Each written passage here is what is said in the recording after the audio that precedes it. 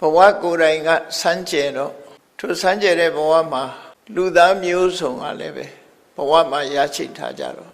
တဦးနဲ့တဦးဟာစိတ်နေသဘောထားချင်းကွဲပြားခြားနားကြတယ် level လို့ခေါ်တဲ့အဆင့်ချင်းလည်းကွဲပြားခြားနားကြတယ်အရည်ချင်းအပြင်လည်းကွဲပြားခြားနားကြတယ်ဒါကြောင့်မို့မြတ်စွာဘုရားကတရားဟောတဲ့အခါမှာလူတွေရဲ့အဆင့်လိုက်ဟောပြောတာပဲဖြစ်တယ်ပေါ့လူဆိုတာအရွယ်အမျိုးအစားပညာအရည်ချင်းကိုချင်းသီလနေထားအလုံးဟာကွဲပြားခြားနားတယ်ဆိုတာအလုံးသိရှိပြီးသားဖြစ်တယ်အဲ့လိုကွဲပြားခြားနားတဲ့လူသားတွေထဲမှာတူညီသောတရားတစ်ခုတည်းဟောမယ်ဆိုလို့ရှိရင်ထိရောက်မှာမဟုတ်ဒါကြောင့်မြတ်စွာဘုရားဟာသရဝရရဲ့အစ္ဆတရားအာသယနုတယလို့ခေါ်တဲ့သရဝရရဲ့အခြေအနေကိုသိရှိနားလည်ပြီးမှတေချာစဉ်းစားပြီးမှပုဂ္ဂိုလ်ရဲ့အလိုက်စရိုက်နဲ့ကိုင်းကြီးစွာဟောကြားဆုံးမတာဖြစ်တယ်။ယဉ်တန်မှုမယဉ်တန်မှုလို့ဆိုတဲ့တတ္တဝီရိယတတိသမารိပညာလို့ခေါ်တဲ့လူသားတွေရဲ့အရည်ချင်းဟာလည်းပဲကွဲပြားခြားနားကြတယ်။အဲဒီကွဲပြားခြားနားတဲ့အရည်သွင်းအရည်ချင်းအားလျော်စွာမြတ်စွာဘုရားတရားကိုရွေးချယ်ပြီးတော့ဟောတာဖြစ်တယ်။ဘုန်းကြီးတို့တွေကမြတ်စွာဘုရားဟောတာကိုပဲလူအုပ်ထဲမှာခဲလုံးနဲ့ပဲရတယ်လို့ပေါ့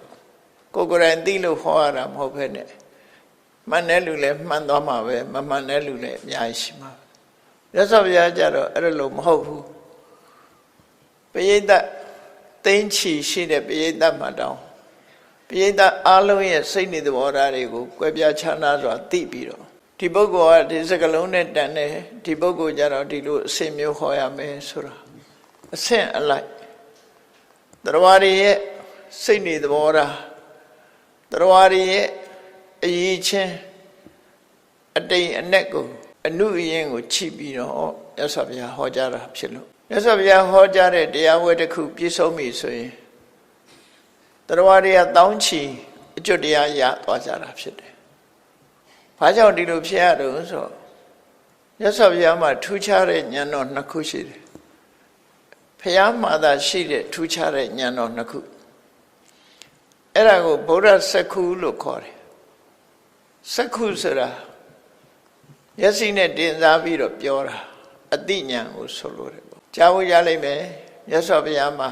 အမြင်မျက်စိ၅မျိုးရှိတယ်ဆိုတာကိုကြားဖို့ရလိမ့်မယ်။နံပါတ်1ကပညာစက္မန္တစက္ခုလို့ခေါ်တဲ့လူတွေပဂရိလူသားတိုင်းမှာရှိတဲ့မျက်စိကိုမန္တစက္ခုလို့ခေါ်တယ်။အဲ့ဒါကအင်းအားအနည်းဆုံးပဲမြင်နိုင်တဲ့စွမ်းအားအနည်းဆုံးပဲမမြင်နိုင်မှုဆိုရင်လူတွေမှာမျက်မှန်တက်ပြီးအကူအညီယူရသေးတယ်နော်မြင်မှုစွမ်းအားဟာအနည်းဆုံးကမန္တစက္ခုလို့ခေါ်တယ်စက္ခုပတာရယုတ်ဝေယပါမန္တစက္ခုမန္တဆိုတာအသားကိုပြောတာနော်မန္တစက္ခုအသားဆိုင်နဲ့ပတ်သက်နေတဲ့လူတွေရဲ့ဉာဏ်နိုင်စွမ်းရှိတဲ့စက္ခုပတာရကိုမန္တစက္ခုလို့ခေါ်တယ်အဲ့ဒီနောက်မှာကြတော့အဲ့ဒီစွမ်းအားတဲ့ပို့ပြီးတော့တမာရီစွမ်းအားဖြစ်ဆွလိုက်တဲ့အခါကျတော့တမန်မျက်စိနဲ့မမြင်နိုင်တဲ့အရာတွေကိုမြင်နိုင်စွမ်းရှိတာကိုဒိဋ္ဌစက္ခုလို့ခေါ်တယ်ဥပမာမဲ့ဗိုင်းရပ်စ်ဆိုတဲ့ပိုးတွေမိုက်ခရိုစကိုပနဲ့ကြည့်ရင်မြင်မယ်ဒီတိုင်းကြည့်မမြင်ဘူးမိုက်ခရိုစကိုပလို့ဟာမျိုးသဘောထားကိုပြောပြတာဟိုကတော့ကရိယာနဲ့ကြည့်တာမဟုတ်ဘူးတမာရီစွမ်းအားနဲ့ပုံချက်ပြီးတော့ကြည်တာအဲ့ဒါကိုတော့ဒိဋ္ဌစက္ခုလို့ခေါ်တယ်နောက်တစ်ခုကပညာစက္ခုအမှန်တရားကိုသိတာသစ္စာလေးပါးကိုသိတာသစ္စာလေးပါးကိုသိတယ်ဆိုတာတန်တရားထဲမှာနေရတဲ့လူသားတွေဟာမွေးလိုက်အိုးလိုက်နားလိုက်သိလိုက်မွေးလိုက်သိလိုက်ဒီဖြစ်စဉ်ကြီးတစ်ခုတည်းကိုဖြစ်နေရတဲ့ဒုက္ခအဲ့ဒီလိုဖြစ်နေရတဲ့လူတွေရဲ့အခြေအနေတစ်ခုကိုပဝတ္တိလို့ခေါ်တယ်စင်စမပြတ်ဖြစ်နေမှုအဲ့ဒီဖြစ်နေမှုကဘာကြောင့်ဖြစ်ရသလဲလို့အကြောင်းကိုဖော်ပြတဲ့အခါပဝတ္တိဟေတုလို့ခေါ်တယ်ပဝတ္တိဟေတုပဝတ္တိကတန်တရားထဲမှာခန္ဓာ၅ပါးတို့ရဲ့ဖြစ်မှုပဝတ္တိဟေတုက ထိုကဲ့သို့ဖြစ်ရခြင်းရဲ့အကြောင်းတရားဘာနဲ့တူလို့ဆိုရင်ဒုက္ခသမုဒယနဲ့တူတူပဲအဲ့ဒါကိုပဝတ္တိသစ္စာလို့တစ်ခါတည်းရန်သုံးတယ်ပေါ့တန်တရားထဲမှာဖြစ်နေတာအကြောင်းနဲ့အကျိုးနှမျိုးရှိတယ်တခါအဲ့ဒီတန်တရားကထွက်တဲ့ဟာကိုတော့နိဝတ္တိဟေတုလို့ခေါ်တယ်တန်တရားတွေကထွက်ခွာသွားတယ်နိဝတ္တိနိဗ္ဗာန်နိဝတ္တိဟေတုနိဗ္ဗာန်ရောက်ကြောင်းမေဃသစ္စာនិရောဓသစ္စာနဲ့မေဃသစ္စာကိုနိဝတ္တိဟေတုလို့ခေါ်တယ်အဲ့တော့လောကမှာဖြစ်ခြင်းနဲ့ဖြစ်ခြင်းအကြောင်းချုပ်ငြိမ်းခြင်းနဲ့ချုပ်ငြိမ်းတဲ့အကြောင်းသစ္စာလေးပါးဆိုတာအဆမ်းမဟုတ်ဘူးယောဂနဲ့တွက်ကြည့်မယ်ဆိုလို့ရှိရင်ဘယ်လိုပြောရမလဲဆိုလူတွေမှာဖြစ်ပေါ်နေတဲ့ယောဂဆိုတာရှိတယ်အဲ့ဒီယောဂဖြစ်ခြင်းရဲ့အကြောင်းလည်းရှိတယ်ယောဂဖြစ်ခြင်းအကြောင်းနှစ်ခုအဲ့ဒီယောဂဟာပျောက်တတ်တဲ့ဟာမဟုတ်ဖြစ်လို့ယောဂပျောက်ကင်းခြင်းကအခြေအနေတစ်ခုပျောက်ကင်းမှုရဘာလို့ရလဲဆိုဆေးဝါးစားတော့ပြီးတော့ကုသလို့ပျောက်တယ်အဲ့ဒါလိုပဲယောဂဖြစ်ခြင်းအကြောင်းယောဂပျောက်ခြင်းယောဂပျောက်ကြောင်းဆေးဝါး၄မျိုးရှိတယ်အဲ့ဒါလိုပဲနောက်တစ်မျိုးစဉ်းစားလိုက်အောင်ပြဿနာဖြစ်ခြင်းအကြောင်းပြဿနာကိုဖြေရှင်းတဲ့နည်းလမ်း၄ခုရှိတာပဲအားလုံးဟာဒီတိုင်းပဲရှိတယ်နော်အဲ့ဒါကိုအမှန်တရား၄ခုလို့ပြောတာသစ္စာ၄ပါးဒါကိုမှန်မှန်ကန်ကန်သိမှဥမာမဲ့ပြဿနာဆိုတာလည်းသိရမယ်ပြဿနာဘာကြောင့်ဖြစ်တယ်ဆိုတာလည်းသိရမယ်ဒါအဖြစ်ဘက်ကသိတာပြဿနာရဲ့ငြိမ်းအေးမှုကိုလည်းသိရမယ်ပြဿနာကိုဘယ်လိုဖြေရှင်းပြီးဆုံးစေရမလဲဆိုတဲ့နည်းလမ်းကိုလည်းသိရမယ်ဆိုအဲ့ဒါဆိုရင်ပြည့်စုံတဲ့အသိလို့ခေါ်တယ်အဲ့ဒါကိုပညာစက္ခုလို့ပြောတာနော်ပညာစက္ခုမန္တစက္ခုဒိဗ္ဗစက္ခုပညာစက္ခု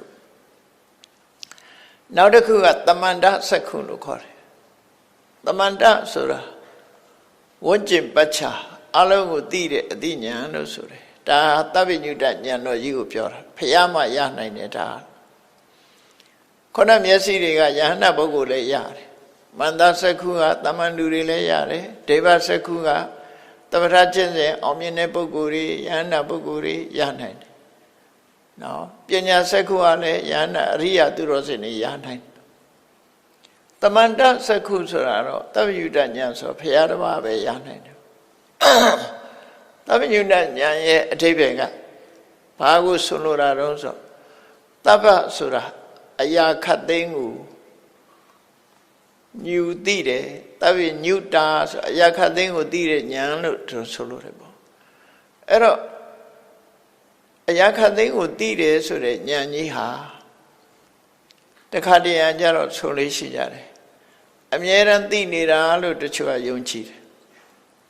ဉာဏ်ကြီးကမိထွန်းထားရင်အမြဲတမ်းလင်းနေသလိုအသိဉာဏ်ကြီးကအမြဲတမ်းလင်းနေတယ်လို့အဲ့ဒီလိုဉာဏ်မျိုးကိုတော့မြတ်စွာဘုရားလက်မခံသဗ္ဗညုတဉာဏ်ရဲ့အဓိပ္ပာယ်ကသိခြင်းလို့အာယုံပြုလိုက်တာနဲ့တပြိုင်နက်အပိပင်အကန့်အသတ်ဒါစီမရှိအကုန်သိသွားတယ်နော်အဟံတာမရှိလူတွေတာမန်လူတွေကြတော့သိခြင်းလို့ခေါင်းကုတ်ချင်နိုင်ကုတ်သပင်သာပြုတ်သွားမယ်အဲ့ဒါသိလာမှာမဟုတ်ဘူးနော်မသိနိုင်တာတွေအများကြီးသဗ္ဗညုတဉာဏ်ဆိုတာကြတော့ကိုသိခြင်းလို့စဉ်းစားလိုက်တာနဲ့တပြိုင်နက်ရှင်းငနဲ့အကုန်လုံးသိသွားတယ်အစအဆုံးအကုန်သိတယ်ဒီလိုဆိုလို့တယ်အစကိုလည်းသိတယ်အလယ်ကိုလည်းသိတယ်အဆုံးကိုလည်းသိတယ်အလုံးပြည့်စုံအောင်သိတယ်အသိမျိုးဒါသဗ္ဗညုတဉာဏ်လို့ခေါ်တယ်နောက်တစ်ခုကဗုဒ္ဓစက္ခုလို့ခေါ်တယ်အဲ့ဒီဗုဒ္ဓစက္ခုဟာမတ္တမအရေးကြီးတယ်တရားတွေကိုတရားဟောတော့မယ်ဆိုလို့ရှိရင်မြတ်စွာဘုရားဟာဒီဗုဒ္ဓစက္ခုနဲ့ကြည့်ပြီးမှဟောတာဗုဒ္ဓစက္ခုနဲ့ကြည့်တာဘာကိုကြည့်တယ်လဲဆိုရင်လူတယောက်စီရဲ့ဟောပြောဖို့နာယူမဲ့တရားနာပရိသတ်ရဲ့ စိတ်နေသဘောတည်းစိတ်နေသဘောထားကိုအသေးစိတ်သိတယ်သူတို့ရဲ့တရားဝိရိယတတိတမာတိပညာဆိုတဲ့အရည်ချင်းတွေဟာအနုအယင့်ထက်သန်မှုရှိမရှိဆိုတာကိုသိချသိတယ်သစ်သီးများလို့ပဲနုနေတာကိုသွားအောင်လို့ရှိရင်ရှုံသွားမှာပဲမှဲ့မှာမဟုတ်ဘူးလူမှလည်းပဲထို့တူပဲအသိဉာဏ်နုတဲ့ဟာကိုအဆင့်မြင့်ကြီးဟောရင်ပဲနားလဲပါလဲဘူးလေသစ်သီးကနုနေတော့သွားအောင်ရှုပ်သွားမှာနုနေရင်မရဘူးအဲ့တော့ရင်းတဲ့အချိန်ကိုစောင့်ရတယ်မြတ်စွာဘုရားဟာတခါတလေတရားမဟောပဲနဲ့ဒီပုဂ္ဂိုလ်တရားကိုချစ်ချွတ်မယ်ဆိုလို့ရှိရင်အချိန်စောင့်တယ်ပြောတဲ့အချိန်ရောက်ပြီဆိုမှပြောတယ်နှုတ်ဆိုမပြောသေးဘူးဒီလိုပဲနေလိုက်တယ်နော်ဒါတော့ရာဟုလလေးကိုပဲကြည့်ခုနှစ်နှစ်သားကကိုရင်ဝတ်တိုက်တာအမြဲတမ်းဆုံးမတယ်မြတ်စွာဘုရားသူဆုံးမတာအခြေခံကျင့်တယ်နေပဲဆုံးတယ်ကိုချင်းသီလနဲ့ပတ်သက်ပြီးဆုံးမတယ်စိတ်နေသဘောထားတွေနဲ့ပတ်သက်ပြီးဆုံးမတယ်လိုက်နာရမယ့်အနေအထားတွေကိုဆုံးမတယ်ဒါပေမဲ့အစစ်မြင့်တရားမဟုတ်ဘူးမြတ်စွာဘုရားသူကလေးနဲ့လိုက်ဖက်တာလေးပဲဆုံးမဆုံးမပြီးအရွယ်အလိုက်ဆုံးမလာလူပြိုပေါက်လေးဖြစ်လာတဲ့အခါကျတော့လူတွေရဲ့သဘာဝလေလူပြိုရဲ့သဘာဝအရွယ်လေးရောက်လာတဲ့အခါကျတော့လူတွေမှာမမနာတက်လာတတ်တယ်ပေါ့ရာဟုလာလည်းသူကိုယ်တိုင်ကဖရာသားဆိုတော့မမနာတက်တာပေါ့ရုပ်ရည်ကလည်းပဲချောမောတယ်မြတ်စွာဘုရားရဲ့သားရင်ဆိုတော့မမနာတက်လာမှာပေါ့အဲ့ဒီအချိန်မျိုးမှာမမနာမတက်ဖို့ဆိုတာဒီကိုဟောတယ်သူ့နေရာအချိန်နဲ့လိုက်ဟောတာငယ်တုန်းကတော့ကလေးဆိုတာတခါတလေလိမ်ပြောတတ်တယ်လိမ်မပြောအောင်ဆုံးပါတယ်မြတ်စွာဘုရားအဲ့ဒါစိတ်နေသဘောထားတွေအရွယ်လိုက်လဲဆုံးမသွားတယ်နောက်ရဟန်းဖြစ်တဲ့အချိန်လေးမှာကြတော့သူ့ရဲ့လေ့ကျင့်သင်ကြားလာမှုတွေရင့်ကျက်လာပြီအစစ်မြင့်တဲ့တရားကိုဟောဖို့အချိန်ကြလာပြီဆိုတော့ရာဟုလငါနဲ့လိုက်ခဲ့ဆိုပြီးတောထဲမှာခေါ်သွားပြီးတော့အဲ့ဒီမှာအစစ်မြင့်တဲ့တရားဟောတာရှင်ရာဟုလယာနာဖြစ်သွားအဲ့တော့အချိန်စောင့်ရတယ်လို့ဆိုလို့အဲ့ဒါဘာနဲ့ကြည်တာတုံးလို့ဆိုဗုဒ္ဓစက္ခုလို့ခေါ်တယ်တရဝတိုင်းအပေါ်မှာဒီတိုင်းပဲမြတ်စွာဘုရားဒီပုဂ္ဂိုလ်အပြင်ခုချိန်ဟောလိုက်ရင်သူနားလည်လောက်တယ်နားလည်လောက်တဲ့ပုဂ္ဂိုလ်နားလည်မယ်ဘုံရဟောမယ်သူရဲ့အစ္ဆတယလို့ခေါ်တယ်လူတွေရဲ့စိတ်နေသဘောထားတွေကိုအစ္ဆတယလူတွေရဲ့အတွေးအမြင်ပါလာတဲ့အကျင့်ဝါဒနာစရိုက်အဲ့ဒါတွေကအစ္ဆတယလို့ခေါ်တယ်အဲ့ဒီအစ္ဆတရားကိုလည်းပဲသိရတယ်ဒီပုဂ္ဂိုလ်ကဘာကြိုက်တယ်ဟိုပုဂ္ဂိုလ်ကဘာကြိုက်တယ်လူတွေမှာအလေးအထားလိုက်ရှိအဲ့ဒီအစ္ဆတရားမသိလို့ရှိရင်ဒီယောဂကိုမသိဘဲနဲ့ဆေးပေးတယ်လို့ပဲလွဲတယ်တော့နော်ယောဂမပြောက်ပဲဖြစ်တတ်တယ်ရွှေပရိနေသားယဟန်တော်လေးတစ်ပါးငယ်ငယ်ရွယ်ရွယ်နဲ့သင်္ကန်းဝတ်လာတယ်ဝတ်လာတဲ့အခါကျတော့ရှင်သာရိပုတ္တရာကစဉ်းစားတယ်လူငယ်လူရွယ်တွေဆိုတာတွေ့တာမှုတွေများတယ်တတ်မဲ့မှုတွေများတယ်အ ਨੇ ဆုံးကိုတတ်မဲ့တာလှခြင်းပါခြင်းလှတဲ့ပုဂ္ဂိုလ်ကိုလည်းတတ်မဲ့တတ်တယ်အဲ့တော့ငယ်ရွယ်သူတွေရဲ့စိတ်နေသဘောထားကိုချိပြီးဘာကမ္မထံပေးတော့ဆိုအတုဘကမ္မထံပေးတယ်အတုဘကမ္မထံဆိုတာလူတွေကောင်ကိုရှုခိုင်းတာမဟုတ်ဘူးသက်ရှိထင်ရှားပုဂ္ဂိုလ်ရဲ့တဏ္ဍာမှာနေ့စဉ်နဲ့အမျှကိုယ်ပေါက်တော်ရာအမဝါထွက်နေတဲ့အရာတွေဟာတန့်ပြတ်တာတခုမှမရှိဘူးလူတွေဟာကိုယ့်ကိုယ်လိမ့်နေကြလို့လားပဲနော်အပေါ်ကအရေးပြားလေးနဲ့အုပ်ထားပလတ်စတစ်လောက်တော့မှမထူချင်မှထူမှာအဲ့ဒါလေးနဲ့အုပ်ပြီးအဲ့ဒီပေါ်လေးပဲတနခါလေးတွေလိမ့်ဟွာလေးလှုပ်ဒါလေးလှုပ်နဲ့ဖုံးထားတာအဲ့ဒီအရေးလေးလှန်လိုက်တာနဲ့အတွင်းသားအတူတူပဲအကုန်လုံးနော်အတူတူပဲမယုံဖွင့်ကြည့်ပါလားအလုံးဖွင့်ကြည့်လိုက်လို့ရှင်အလုံးဟာယွန်းစရာလေးကြီးပဲအကုန်လုံးဖြစ်အတွင်းမှာယွန်းစရာတွေအပြည့်ရှိတယ်ဆိုတာဟာတွိုင်းလက်ထဲဝင်တဲ့အခါမှာထွက်လာတာတွေကိုကြည့်ပေါ့ကောင်းတာတခုမှမရှိဘူး မွေးကြိုင်တာတခုမှမရှိဘူးအတွင်းထဲမှာအဲ့လိုဖြစ်နေတယ်ဆိုတာကိုမသိချင်လို့သာနေမယ်တကယ်တွေးကြည့်လို့ရှိရင်ဒါအဲ့ဒါကိုအတုပကမ္မထာလို့ခေါ်တယ်နော်အတုပကမ္မထာဆိုတာဟိုသွားရှုမှအတုပကမ္မထာမဟုတ်ဘူးကိုယ်တဏ္ဍကထွက်နေတဲ့အရာတွေမှန်သမျှမျက်လုံးကထွက်တာပဲဖြစ်ဖြစ်နားကထွက်တာပဲဖြစ်ဖြစ်နှာခေါင်းကထွက်တာပဲဖြစ်ဖြစ်ခန္ဓာကိုယ်ထွက်လာတဲ့အရာမှန်သမျှချွေးပေါက်တွေကထွက်တဲ့ချွေးပဲစခန္ဓာကိုယ်တွေကထွက်လာတဲ့အရာမှန်သမျှမွေးကြိုင်နဲ့ထွက်လာတာမရှိဘူးပြင်မကလိမ့်ချန်ထားတာတွေကသာနော်အမွေဖြစ်တယ်ခန္ဓာကိုယ်ကပဂရိကမွေးကြိုင်တာတခုမှမရှိဘူးဒီသဘောကိုပြောတာနော်အဲ့ဒါကိုရှုမြင်ခိုင်းတယ်အဲ့ဒါကိုရှုရမှာဖြစ်တယ်အဲ့ဒီရွှေပရိသေသားကငယ်ရွယ်ဆိုတော့ရှင်သာရိပုတ္တရာအဲ့ဒီကမ္မထာပေးတယ်ဒါပေမဲ့လို့သူ့ရဲ့အစ္ဆတရားဇယိုက်ဝါဒနာကသူကဘဝပေါင်း900ရွှေပရိသေအလုတ်ကိုလှုပ်လာခဲ့တာဖြစ်တော့အလှအပအမြဲတမ်းစဉ်းစားနေတဲ့ပုဂ္ဂိုလ်ပေါ့လူတွေရဲ့လက်ဝတ်ယရနာတွေကိုလှုပ်တဲ့ပုဂ္ဂိုလ်ဆိုတော့သူကလှဖို့အမြဲတမ်းစဉ်းစားနေတာအလှနေရွက်ကဘယ်လိုဆိုရင်နှဆွဲလေးကဘယ်လိုပုံစံမျိုးမှလှမယ်အကုန်လုံးကြည့်တာပေါ့နော်လက်အနေထားကြည့်လက်ကောက်ကဘယ်လိုဟာမျိုးပရက်ကဘယ်လိုဟာမျိုးဆိုတာအဲ့ဒီလူတယောက်ရဲ့အလှပကိုကြည့်ပြီးတော့ဆင်မြန်းတဲ့ပရိသေစရာလုံးသည့်အတွက်ကြောင့်အယုတ်ဆိုးတာတွေစိတ်ပြည့်စရာတွေကြည့်ခိုင်းတော့သူကသဘောမကျဘူးစိတ်မဝင်စားဘူးစိတ်မပါဘူးလို့ဆိုလို့တယ်စိတ်မပါရင်လည်းမရဘူးဒါကြောင့်မို့ကမ္မထာသူစိတ်မပါတော့လေးလတိတိတရားထုတ်တော့ဘာမှမရဘူးအဲ့ဒါနဲ့ရှင်သာရိပုတ္တရာကတရားကိုထပ်ဆင့်ပြီးဟောတော့လေသူဟာတိုးတက်လာခြင်းမရှိလို့မြတ်စွာဘုရားစီပို့လိုက်တဲ့အခါမြတ်စွာဘုရားကသိတယ်သူဟာဘဝပေါင်းများစွာအလှပပါကြည်ရှုလာတဲ့ပုဂ္ဂိုလ်ဖြစ်သည့်အတွက်ကြောင့်အတုပကမ္မထာနဲ့သူနဲ့ဆန့်ကျင်မဲ့ဖြစ်နေတယ်တော့လူတိုင်းဟာကမ္မထာတစ်မျိုးတည်းပြရမှာမဟုတ်ဘူးเนาะမြတ်စွာဘုရားကျတော့အဲ့လိုအစ္ဆတရားဆိုတဲ့ဇယိုက်ကိုကြည့်ပြီးပေးတာအဲ့တော့သူ့ရဲ့အလားပပေါ်မှာစိတ်ညွတ်မှုကိုကြည့်ပြီးမြတ်စွာဘုရားကအမတန်လှပတဲ့ကြာပွင့်ကြီးကိုရိုးရံနဲ့ဖန်ဆင်းပြီးတော့သူ့လက်ထဲထည့်ပေးလိုက်တယ်လှလိုက်တာကြာပန်းကြီးကမြတ်စွာဘုရားရောအင်ဒါလေးယူသွားစိတ်ညစ်ရအကြောင်းမှာကိုထိုင်တဲ့ရှေ့လေးမှာစိုက်ထားပြီးတော့ကြာပန်းရဲ့အလှအာယုံပြုတ်ပြီးတော့ကြည်ဆိုတော့ငကိုယ်တည်းအလှပကြိုက်တဲ့ပုဂ္ဂိုလ်ဆိုကြာပန်းလေးကြည့်လိုက်ကြတဲ့ကြာပန်းရဲ့အဆင်းရောင်လေးပေါ်မှာစိတ်ကတည်ငြိမ်သွားတယ်ကြာပန်းရဲ့အလှပပေါ်မှာကြည့်တယ်ဆိုရင်ကနေစိတ်ကအဲ့ဒီပေါ်မှာတည်ငြိမ်သွားတယ်တမာရိရသွားတယ်လို့ဆိုလို့တဲ့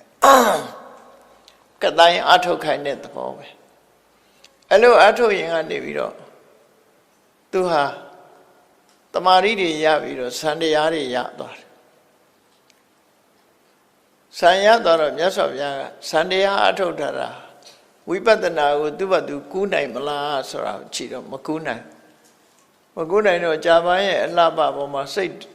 တည်ငြိမ်အောင်ထားပြီးတော့စံတရားတွေရနေတဲ့အချိန်လေးမှာသူစံဝင်စားနေတဲ့အချိန်ဖန်ဆင်းထားတဲ့ကြာပန်းကြီးကညှိုးကျသွားပြီးတော့အယောင်ကမဲသွားနော်ကြာပန်းကညှိုးကျပြီးမဲသွား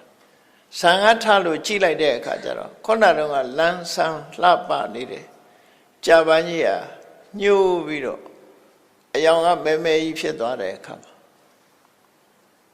စိတ်ထဲမှာဘယ်လိုတွေးမိတော့ဆိုခုနကအလွန်လှတဲ့ကြာကြီးဟာအခုပျက်စီးသွားပြီဆိုတော့အဲ့ဒီအချိန်လေးမှာမြတ်စွာဘုရားကကိုယ်ခန္ဓာကိုယ်မှာရှိတဲ့